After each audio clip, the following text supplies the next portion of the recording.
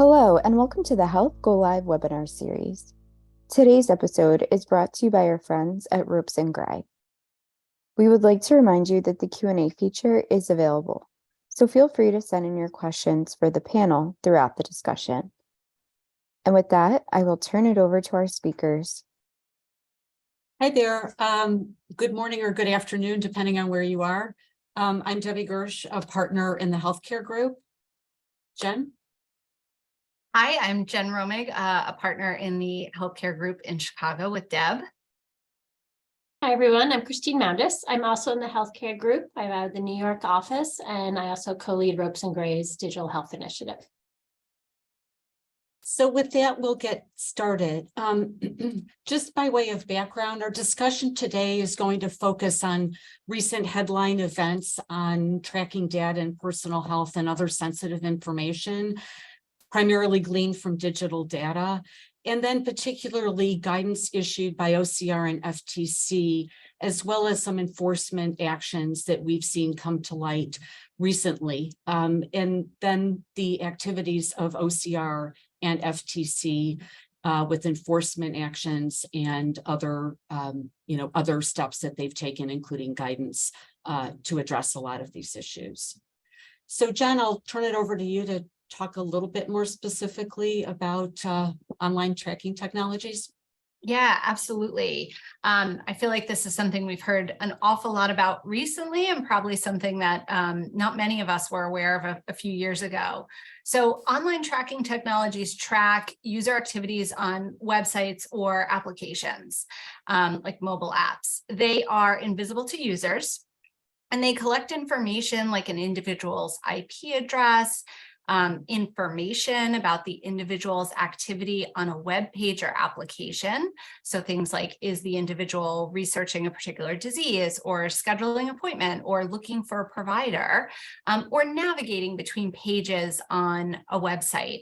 In addition, they may even reveal content about what the individual is looking at, so how the individual is answering, for example, certain questions on a questionnaire.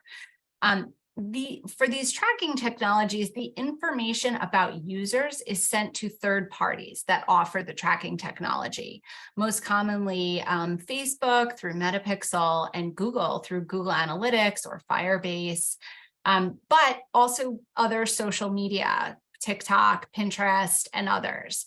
The third parties like Facebook, Google provide analytics to the website or app owner about an individual's usage of the website and where they navigate to on the website. And tracking technologies are really popular because they're free. They're free to the website owner or the app owner, and they provide valuable information back to the website owner. These technologies are particularly popular with startups and direct-to-consumer apps. And if you think about it, it can really give a lot of good intel on who's navigating to your page, what are they doing on your page, are they checking out, what are the actions they take before they check out. And so this is incredibly useful information that often helps advertising and marketing initiatives. But I think what we've all come to learn is that the website owner often doesn't realize how much data about users is being sent to the third party that owns the tracking technology. It can be much, much more than the website or app owner thinks, and it can change over time. And the website or app owner often doesn't have full control over what's actually being sent to these third parties. Now, before the privacy enforcement landscape shifted, as we'll talk about here, online trackers were really a win-win for website and app owners. And as such, they received a lot of attention from marketing and advertising departments, but perhaps were flagged a bit less to privacy or compliance for their weigh-in and input on how to use the technologies and how the technologies should perhaps change over time. However, the use of tracking technologies in the healthcare setting has been the subject of recent increasing scrutiny by regulators and the media. So I'm going to turn it over to Christine to talk about some of the media articles on this topic. Thanks so much, Jen. So over the past 9 months or so, this has gone from really an issue that wasn't much on people's radar to now being top of mind for healthcare institutions, health tech companies, and consumer health companies as well as federal regulators, and to some extent state regulators. We would generally think about how online tracking technologies are used or how to describe them when helping companies draft their website privacy policies or portal privacy policies, et cetera. But as Jen mentioned, a lot of times these tracking technologies weren't actually fully known to a full healthcare organization. And part of this is because what we have found is basically the web properties or web assets of companies sometimes are under the direct purview of the marketing teams and marketing organizations. And a lot of times these marketing teams were using these tools, again, saying this is a marketing tool, not really understanding the full details of how the tools were operating, what data they were collecting, how they were leveraging other third-party data sets, et cetera. So we found ourselves in a position where over the past, I'd say probably 5 to 7 years, these tools had proliferated under everyone's noses without really, full knowledge. And we had started to see some inquiries, questions, et cetera. And Debbie will talk a little bit about it. But what really got everyone's attention was last June, an investigatory article was released by an outfit known as The Markup. And it was June 2022. And their headline was, Facebook is receiving sensitive medical information from hospital websites. And essentially they went out and said, we tested the Newsweek's top 100 hospitals in America, and a third of them are using these tracking tools such as the Metapixel and others.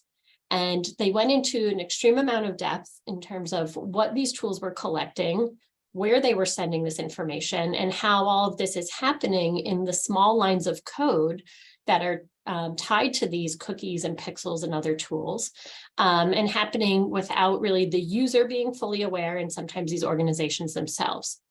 And just to be clear, the way that the Markup was able to do this is because cookie reporting tools are publicly available, and they're able to run tools. Anyone's able to run tools on your website potentially to know what's actually operating on your website. So this isn't like secret information that's, on the back end of your tool. There's ways for anyone to really publicly run tools on public facing websites and know what type of tracking technologies are running on them. So they leveraged that sort of publicly available information and really highlighted what a vulnerability this is, because they pointed out that sensitive appointment information, sensitive portal communication, sensitive, information about particular pages people were looking at were, because of these tracking tools, going out the door and being sent to entities, third-party entities that are not HIPAA covered, HIPAA business associates or otherwise covered by HIPAA. Further, they noted that it's, essentially being leveraged for marketing. And we know that there is sensitivity around use of PHI and medical information for marketing purposes. So that was in June. We started getting inquiries in this area. Then in September, they issued a follow-up article saying that Meta, Facebook's parent, faces mounting questions from Congress on health data privacy as hospitals remove Facebook trackers. And they went about actually following up and seeing which hospitals that they specifically named in their article took down those trackers. So they were very systematic about that. Then it seemed like maybe the issue, had died down a bit, but they, doubled down in December of 2022, issued a follow-up article focusing on a different industry. And it was titled, "Out of Control, Dozens of Telehealth Startups Sent Sensitive Health Information to Big Tech Companies." And they found that of 50 telehealth websites analyzed, tech company trackers sent personal information on 35 of those sites. And again, they ran their cookie tools, they publicly reported each of those companies' names, and they provided detailed information about what they were seeing. That then was around the time when actually the federal government issued guidance on this topic. And we're going to talk a little bit about how after a few months of these articles, OCR, the Office for Civil Rights within the Department of Health and Human Services, issued guidance on tracking technologies and what companies should or shouldn't be doing. And they took a very hard stance on what they thought was appropriate or not. And then most recently, the markup had an article last month saying that US senators were launching an inquiry into certain of the telehealth companies for the tracking data and the monetizing of personal data that was noted in the prior article.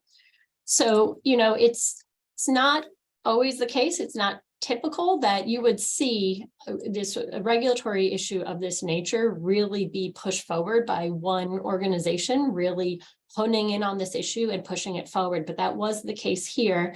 And we have to keep in mind that there are other third parties that are very interested in figuring out what has gone on here and how did the healthcare and life sciences industry get here and how should it be fixed? Because they're definitely noting that these tools, went out of control, as the article said, and they do think there's a reckoning that needs to be had.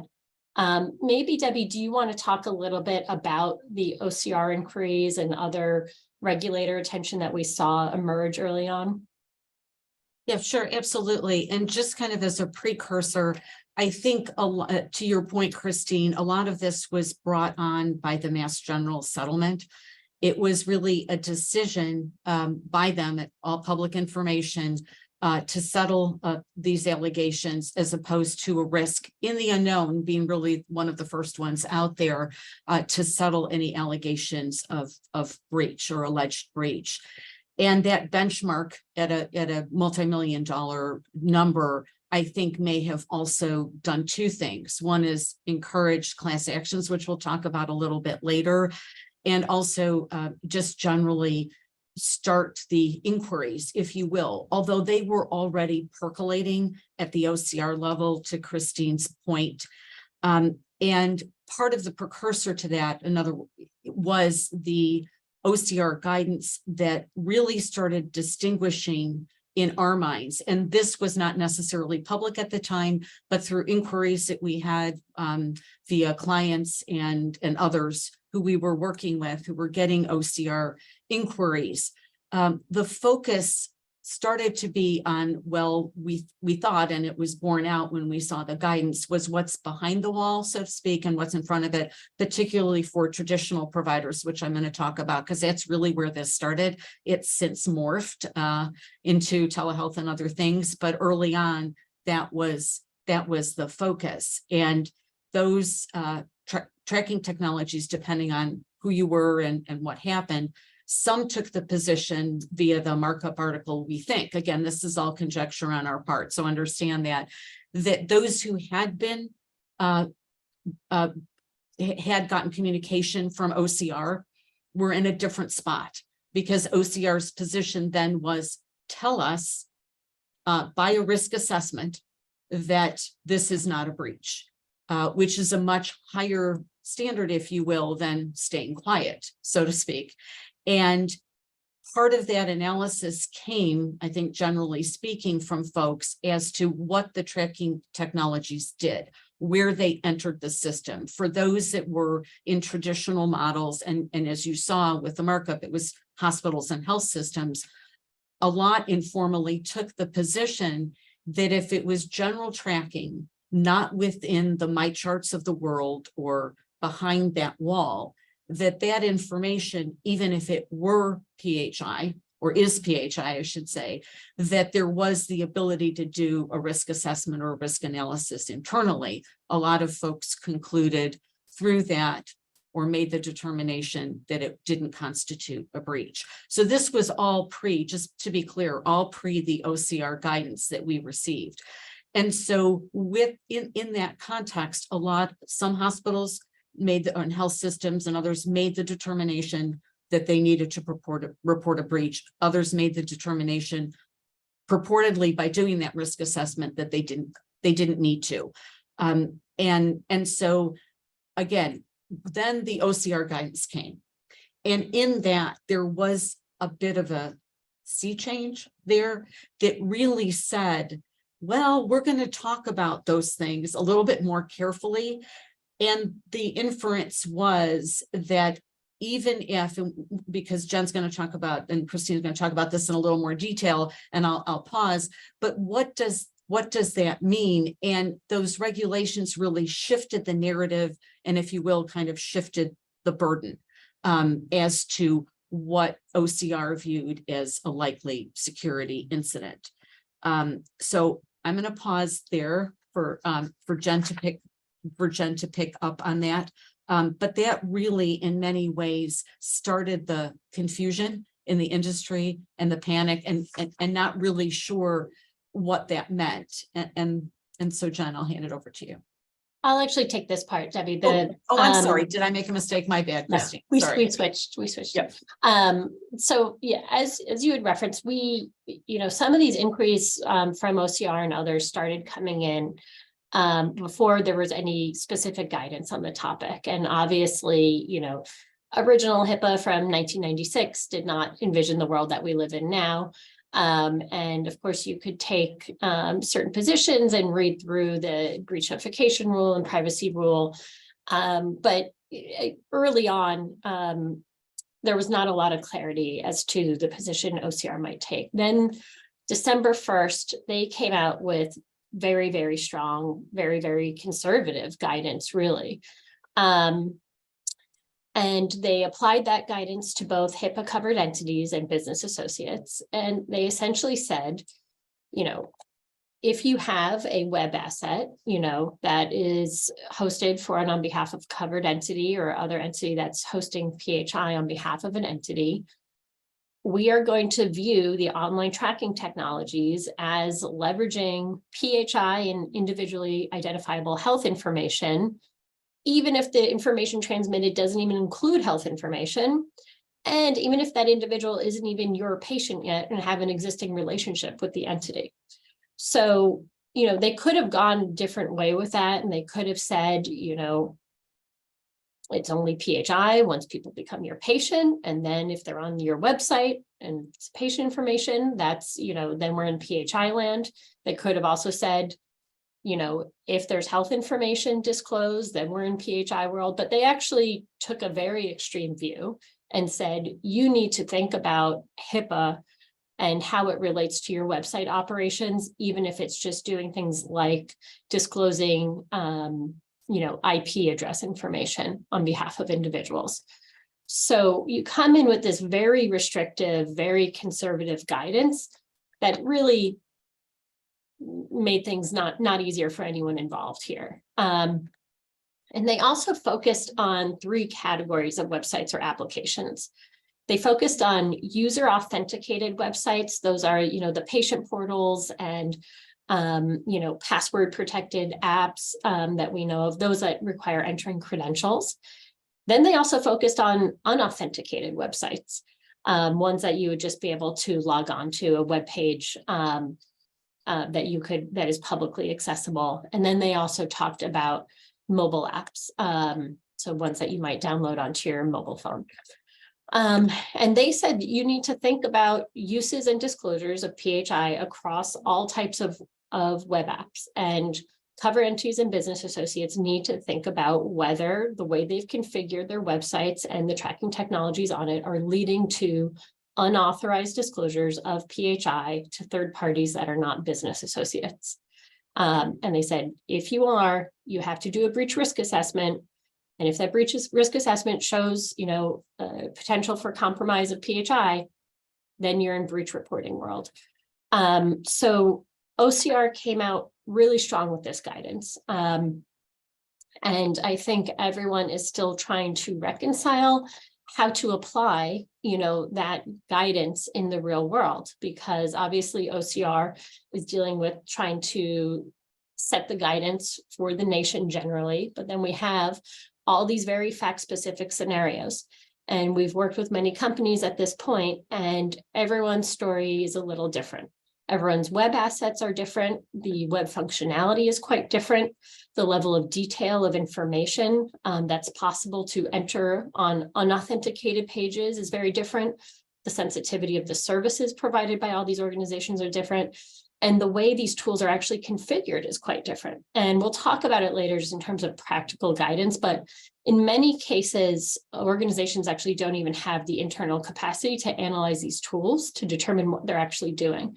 So many times we're actually engaging third-party consultants underprivileged to do a forensic review of what these tools are actually doing, because a lot of it is, quite technical, and you have to run several types of exercises in order to really understand how the tool is operating in all cases.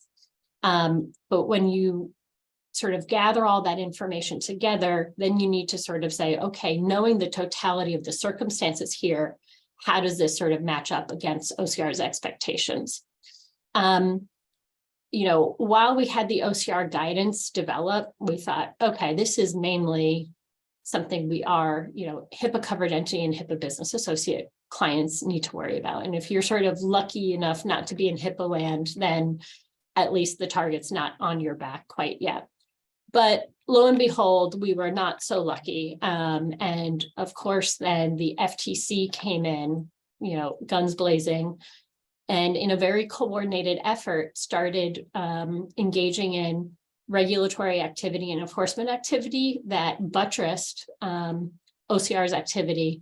And they use their tool of, the FTC health breach rule and other guidance, and have started to take their first enforcement actions in this area to say, hey, it's not just in HIPAA world you need to be worried about it. It's all health data in all different scenarios. So I'm going to let Jen speak a little bit about FTC's actions in this area. Sure. So, all right. So I've got the fun world of the FTC. So the FTC has been in the news quite a bit lately, very recently, for enforcement actions against companies in the healthcare and the digital health industry for use of online tracking technologies. And as Christine said, these actions have really been brought in violation of Section 5 of the FTC Act, which relates to unfair and deceptive practices, as well as the health breach notification rule. Now, where the FTC comes into play, particularly more in the, I'll say, broader digital health life sciences landscape, is that it covers health information that is not PHI. So as Christine described, OCR has its own scope and sort of jurisdiction over protected health information, which includes, as Christine described, information of what may be viewed as potential patients or visitors to a website or app. But for other companies that are not covered by HIPAA, the FTC, but that operate in the digital health space, the FTC comes into play. Now, so something I don't think I've ever said before, but I'm going to say it here. In defense of the FTC, I think recent enforcement actions have really taken people by surprise. But the FTC has actually been warning about potential enforcement in this space for a few years now. So going back to January 2021, the FTC actually settled with Flow Health, which was a fertility app for this very issue, disclosing data to third parties like Facebook for marketing and advertising purposes. And in that settlement, which was finalized in June 2021, the FTC required Flow Health to take certain actions like notifying users about disclosure of the health information, et cetera. But at the time, the FTC actually put out a little bit of a warning to people and said, we are considering public comments regarding the application of the health breach notification rule to mobile apps and other direct-to-consumer technologies that handle sensitive health information. And later that year, in September 2021, the FTC did in fact issue that policy brief on the health breach notification rule. Now, taking a step back, the health breach notification rule was enacted in 2009. It had never been enforced up until recently. It requires each vendor of personal health records and PHR-related entities to notify impacted individuals, the FTC, in some cases the media, in the event of a breach of security of unsecured personal health record identifiable health information. Now, a lot of people looked at this rule and thought, well, I'm not a personal health record vendor. I don't maintain personal health records. And I think a lot of companies and a lot of individuals looked at a personal health record as almost akin to an electronic medical record, but for people. So for example, if you were storing or maintaining record sets that were for individual, sure, maybe they're vendors of personal health records. But other companies that are digital health apps that have information from consumers and maybe also take data from like a Fitbit or a device, those are not personal health record vendors. And I think that interpretation persisted for a long time. And what the FTC tried to clarify in late 2021 was to basically say, no, the developer of a health app or a connected device actually can be effectively a vendor of personal health records because they receive data inputs from multiple sources. So the consumer typing in information, as well as maybe, like a personal Fitbit or Apple Watch or something like that. And so that, I think, was a lot broader than people thought. And additionally, they really clarified too, even if the health information only comes from one source, that's applicable. So if your consumer just typed in demographic or other information about themselves, but then there was another source of the health information, you could be considered a personal health record vendor. And at the time, the FTC actually said in the policy statement, this is intended to place entities on notice of their ongoing obligation to come clean about breaches. And it feels like come clean is very telling here from the FTC, and that the FTC intends to bring actions to enforce the health breach notification rule consistent with the policy statement. And so that's all come to fruition recently.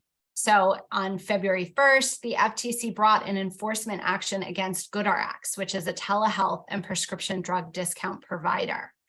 The FTC in its complaint alleged GoodRx had violated multiple laws, including the health breach notification rule. So this is the very first enforcement of the health breach notification rule and gives us a look at sort of what the FTC views as its role and who the FTC views as enforcement targets and the types of things that the FTC believes violate the health breach notification rule.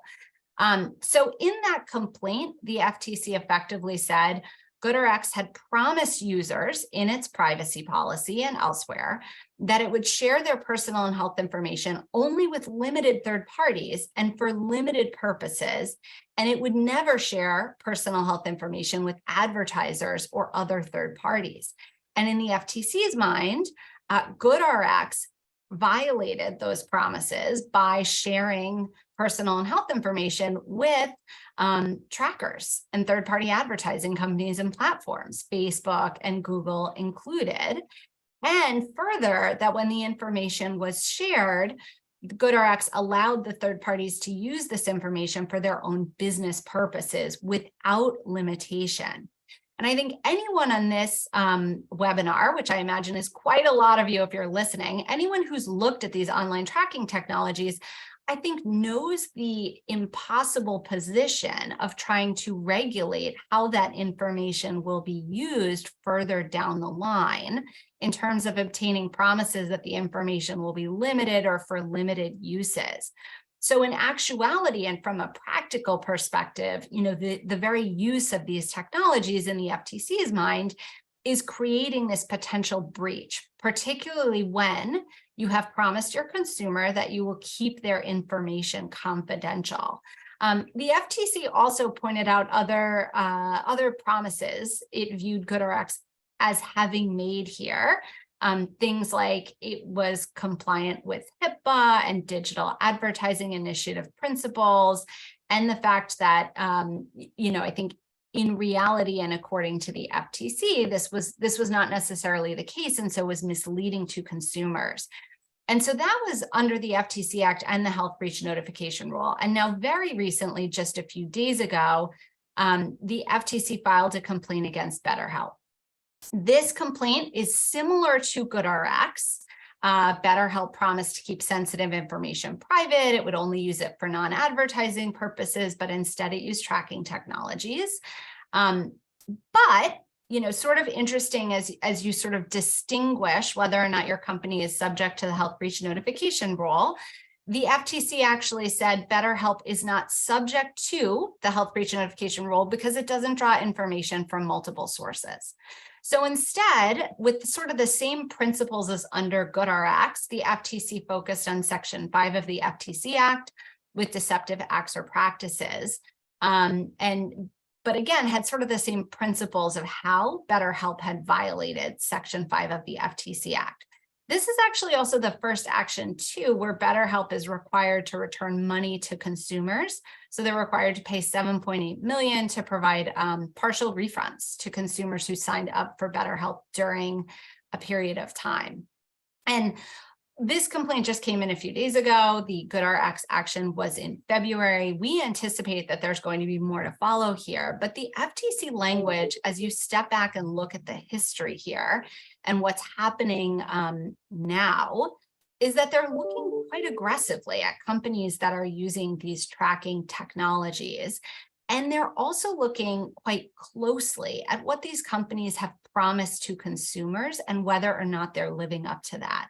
And so going back to something that Christine said, and I think we'll talk a little bit more about later in the presentation, is taking a very close look at what you have promised individuals and how you are using these tracking technologies, what information the technology has access to, what's being sent across, and really doing that assessment, that sort of customized assessment, not only of what are the tracking technologies doing, but also what have you promised to your users currently and in the past? Because in some cases in these FTC actions, companies have actually changed their practices over time, but the FTC still looked back. And while you can't change anything about that, you can't do things about that necessarily, you can look at what did we promise previously so that we're aware of what we promised, what we were using at the time, and now what are potential changes we should make going forward to be clear with our users. Because from the FTC perspective, one thing that really distinguishes it from HIPAA is, under HIPAA, as Christine mentioned, if you are using these tracking technologies, it would have to be through a business associate agreement with the tracking technology vendor, which is not common, and or authorization from an individual for marketing and advertising purposes. Companies not subject to HIPAA, it's a little bit different. You don't necessarily, you're not going to require that HIPAA authorization. There is no business associate agreement, but it does require looking at what have you informed your users about with regard to their information, and what have the users consented to in agreeing to your privacy policies, and any other documents, your websites, etc., should all be looked at to see what are you promising to users, because that's something the FTC has looked at as well. Well, following on either HIPAA breaches or data breaches under sort of the FTC Act, the health breach notification rule, are often class actions. So I'm going to turn it over to Deb to talk a little bit about how class actions come into play in this space. And thanks, Jen. And I think one of the things to note that Jen, you really commented about implicitly is that these actions by the FTC have come more just with, okay, please don't do this, then some fines and penalties. And now they're adding on things, conditions, right? And things and corrective actions that they expect them to take implicitly. And I think better help is one of those. And I think particularly because of the sensitivity of that information and the health information. And so it's not just that they're fining them, which was a nearly $8 million fine, but also expecting, as you said, active consents or authorizations, and really going back to their customers so that they understand it. And my guess that will lead to other, other actions that they take, because even if you get that, you have to put your money where your mouth is, as you said. So I think there's more to come definitely on that. The rise in class actions is not surprising. And again, not to harken back, but when the first Mass General settlement came out and they saw the dollar amounts, there was a lot of interest from a class action standpoint. And we're seeing those play out, and there's been a flurry of them. They started initially in connection with the markup article and targeted hospitals. They looked at those hospitals and decided to pursue action against many of them. Some were jurisdictionally preferable, but also just because folks felt that their information, patients and otherwise, was violated, maybe didn't fully understand what was going on. But again, this really was the kickoff in many ways. And it's still playing out. It's a slow process for those of you who have ever been involved in class actions, one way or the other. And a lot of theories that have been raised that go well beyond the scope, honestly, of the OCR guidance, FTC, et cetera. And a lot of those come in, you start getting into, we're devolving into state privacy rights, privacy laws, et cetera. And so I think this will play out for a long time, because you're not just looking at federal guidance, but you're looking at how each state treats this data and enforcement actions and related things they have under that. What we're starting to see is that courts are looking at these cases with, I think, generally speaking, with real thought and intelligence in really trying to understand what the claims are and what the data is that has been disclosed. So to some of the earlier questions, I know that were being typed back and forth. We know that something can be protected health information on the one hand, whether disclosure of that is a breach can be another. And we do assessments all day long in that regard.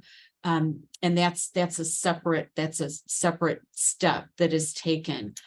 And so some of the, and why am I putting that out there? Because in the class actions that is being brought up. So for example, if it's a name and an affiliation with a hospital, the assessment may have been, and again, now we have somewhat differing views at the OCR level, but is that, it is PHI, let's just assume it is, but is that a breach? And so again, going back to that, or is that class action worthy? And what we're seeing in some recent developments at that level are some pretty good holdings, or preliminary, I should say. They're not final, but as part of the discovery. We saw it because it is public. In the Rush case, the Northern District of Illinois came out, and they really basically said that certain complaints, the Illinois Consumer Fraud Act complaint was dismissed. The breach of implied duty of confidentiality was dismissed. And again, I know we're going a little bit off, but I think what we're starting to see is a framework of enforcement at the government level, and then what are the private rights of action. So those things are going to continue to evolve, and it's going to be a moving target in that way. As we all know, though, class actions for healthcare companies and providers it's just an expensive proposition. And there's a lot of process that goes through. So while we haven't gotten to the full substance of it, I think what we're going to see is potentially, as we have in the past in other things, with conflicting views and conflicting opinions. So that's really about as much as we can say in that regard, because we just don't know where things are going. But another piece of that in another proposed class action, just to put it out there, is that Meta, this was public in their latest hearings and in front of the court. And they said, look, we're in a bit of a bind here. We don't have the ability to fully identify class members by name without any certainty, but the impact, despite their, they're saying that it could have affected 70 million folks. So I think we're going to see a lot of discussion around this as to how that's going to play out. How are you going to determine harm? How are you going to, determine those kinds of things going forward? So I will pause there. I don't know, Jen, Christine, if you have anything else to add on that front before we move on. I would say I do think the public nature of this whole issue is feeding into all of this. As I said, all of these things are knowable. Your privacy policies for your organizations are required to be made publicly available. And these, public-facing web assets are able to be analyzed by third parties.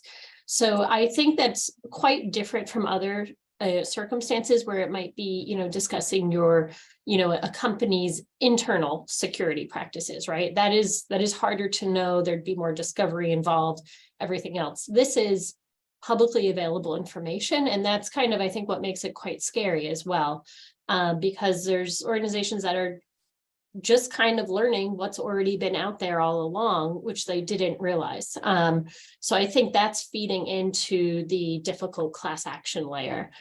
I will say similarly, and just to transition to another, unfortunately scary topic a bit, is that some cyber security and cyber liability insurers are now weighing in. And we've had, it just started really right after the OCR guidance. Some of these insurers were approaching their customers upon policy renewals and saying, hey, we know you have these tracking technologies on your websites. We're not going to renew your policy, or we're going to renew it with exclusions unless you take them down ASAP now. And by the way, you need to start adopting policies that say you're not going to use them in the future. And you need to tell us, how you're remediating all of this.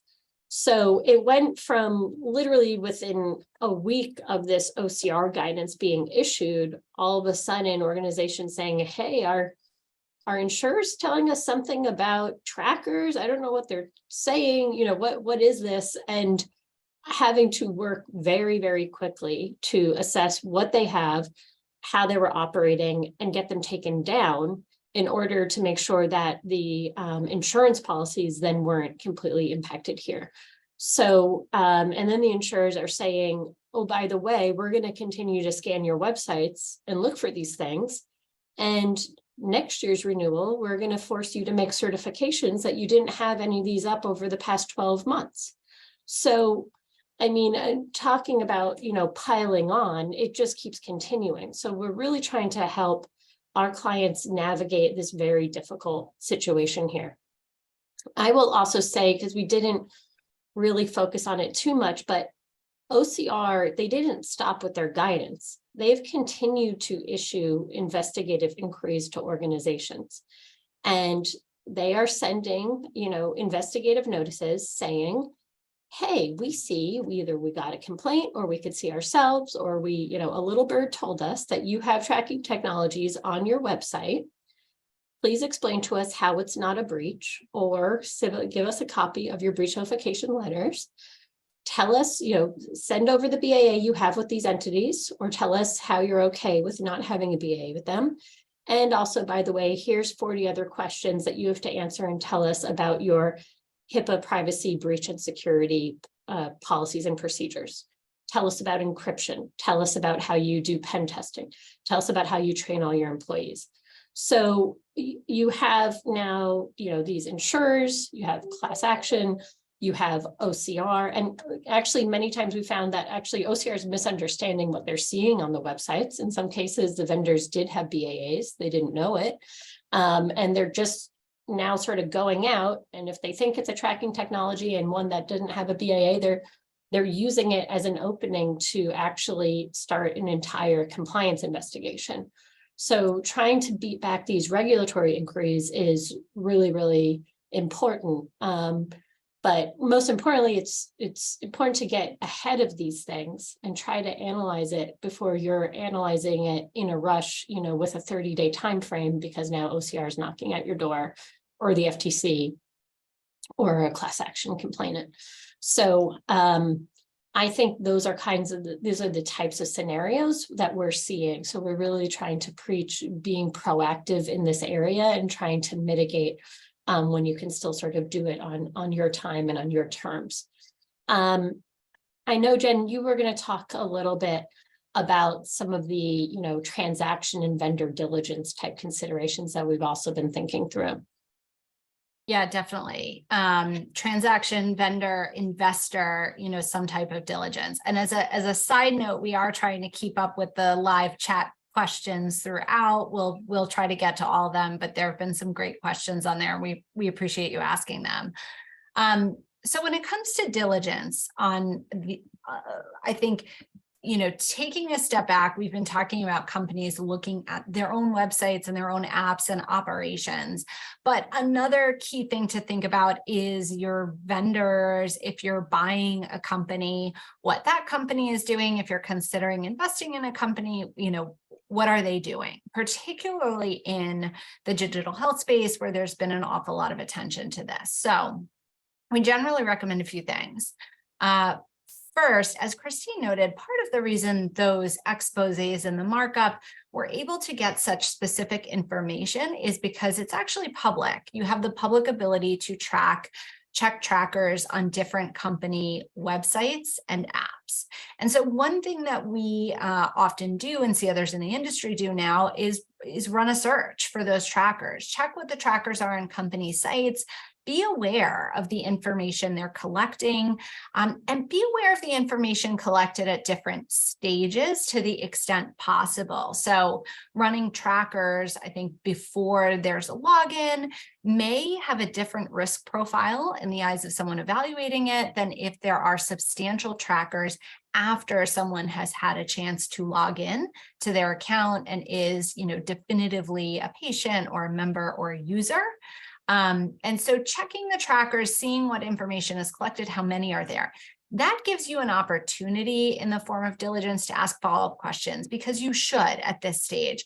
It feels like we're very much in the middle of this and we don't know the direction that this is going from regulators or class actions. And so getting a handle on what have been the past practices with trackers and what are the current and future plans with trackers is very important. It's also incredibly important, particularly in the direct franchising space, to figure out how much are they relying on these trackers, for new startup technologies, and frankly, even those that have moved past the startup stage, these online trackers can be critical ways of gathering information, targeting advertising dollars, and building a consumer base. And because of that, companies are reluctant to simply take away the trackers, strip away the trackers. They could lose an awful lot of revenue and their market spend could be much more undirected, and their competitors may still be doing this. I think that's a hard question for anyone to answer, but particularly if you're diligencing a company, you should be aware of how this is playing into the company's potential revenue stream and gathering, an ability, I would say, to increase its users and user base. And then finally, reviewing documentation. So I think for a while, reviewing, prior privacy policies and current privacy policies, little bit of maybe almost like a check the box exercise for a lot of people in the diligence world. And I think it's taken on heightened importance now. You should be taking a look to see from sort of current and past practice, what has this company been promising to people in the privacy policies, in the terms of use, on the website, pulling from sort of the FTC complaints and settlements. If the company has a HIPAA seal on the website, what does that mean? Do they actually know that downstream vendors are HIPAA compliant or linked providers in a telehealth space are HIPAA compliant? Is it meaningful, or is it sort of an empty promise or something the FTC would view as an empty promise? So I think really critical to look at those types of questions as you're feeling this out in diligence. I will say, suspect there is no perfect answer on this. A lot of companies are using this technology, But again, getting a sense for where you think the risk is in terms of how they've used the technology in the past, how high profile the company you're looking at is, and also just how they've evaluated it. Is this a new issue to them, or is this something that they've been thinking about how to remediate and change going forward? So with that, I think we're going to talk a little bit, the three of us. So Deb or Christine, I'll pass it on to whichever wants to start. Next steps, I would say, for all of us who are in this area right now. So Deb or Christine, not sure who wants to jump in first.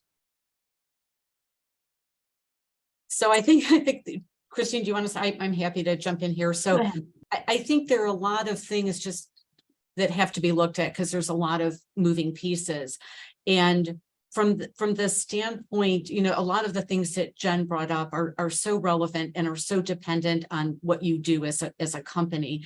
And as you know, the website, no matter how much you say this data can be used and look at this privacy policy and do all that, it doesn't matter anymore. Basically, that if you are going to use sensitive information or PHI from someone, the expectation is almost that at some level you're getting an authorization from that individual.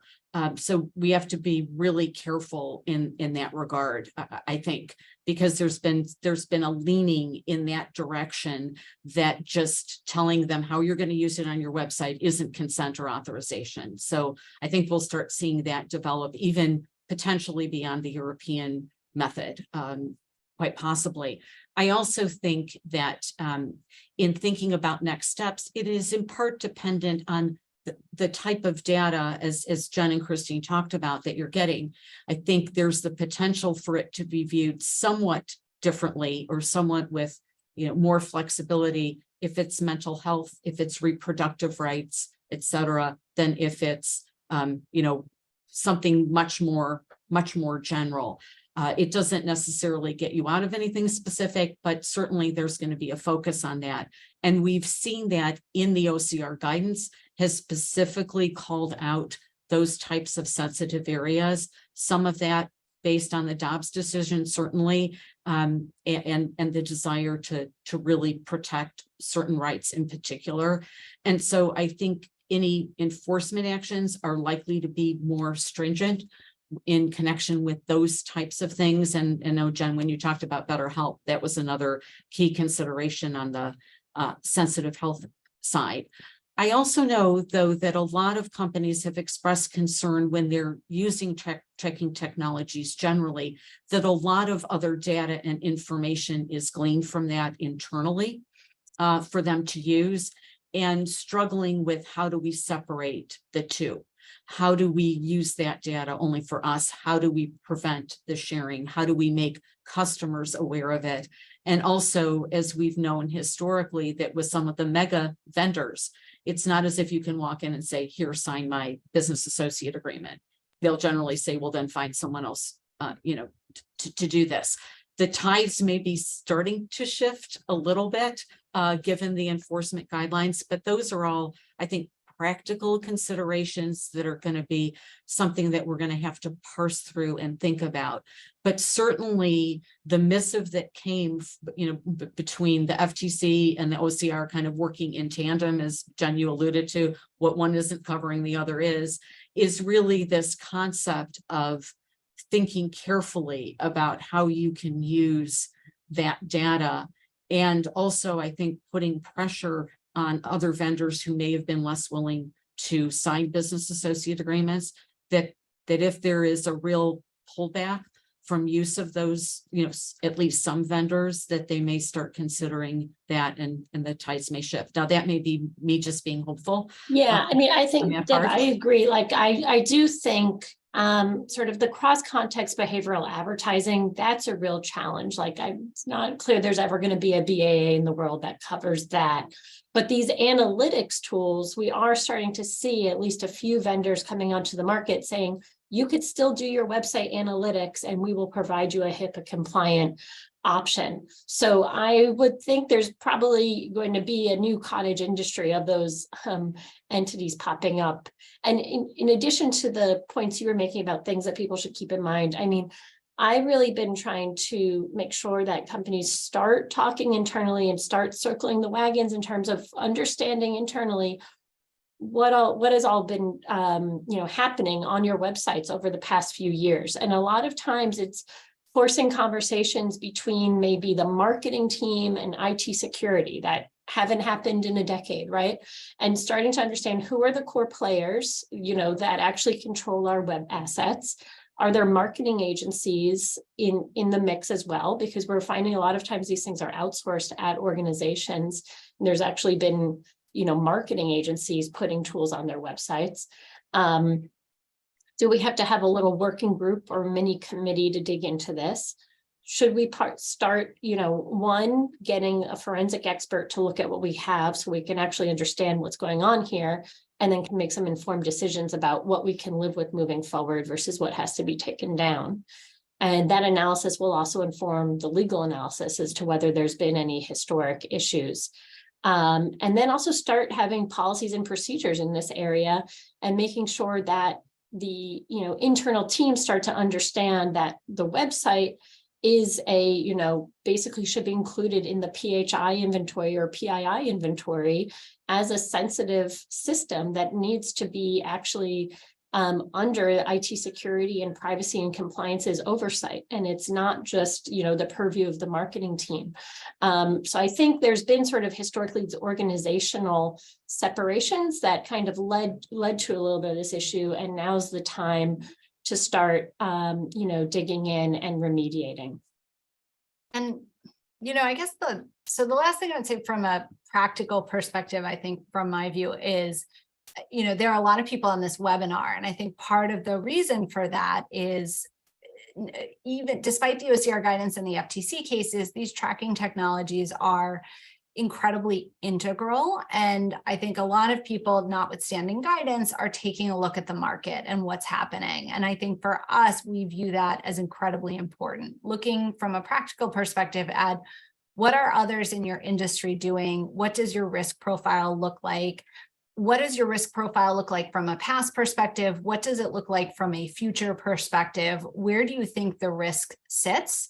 And are you moving towards, a risk-free scenario for yourself? Or, is there a level of risk that some people feel like, I've done a legal assessment, I'm comfortable with certain uses of trackers or uses of trackers in conjunction with some type of BAA or other thing because it's so integral to my business. And to me, that's where I think a lot of the difficulty comes in for companies is putting all the factors that Christine and Deb mentioned and then looking at it against the backdrop of these enforcement actions and trying to feel out, how do we think this is going to unfold? How are others in my industry treating it? And what is potentially the level of risk that some companies feel like they're comfortable taking on? And I think that's very hard to discern at the moment while things are in flux. So I guess what I would say is it's most important and most critical to start assessing now, even if you think you're not in a position necessarily to take any immediate actions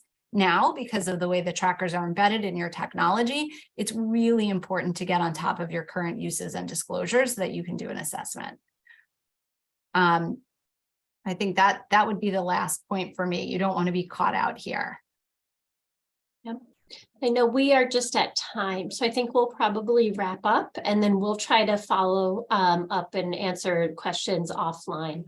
But we really appreciate everyone joining today. This is a very hot topic and a very serious topic. So we were very glad to discuss the history here and discuss next steps. Thank you very much. Thank you to Ropes and Gray and to everyone that joined us today. Please visit our website at hlth.com to catch up on all Health Go Live webinars. And join us in Nashville, March 26th through 29th for VIVE 2023.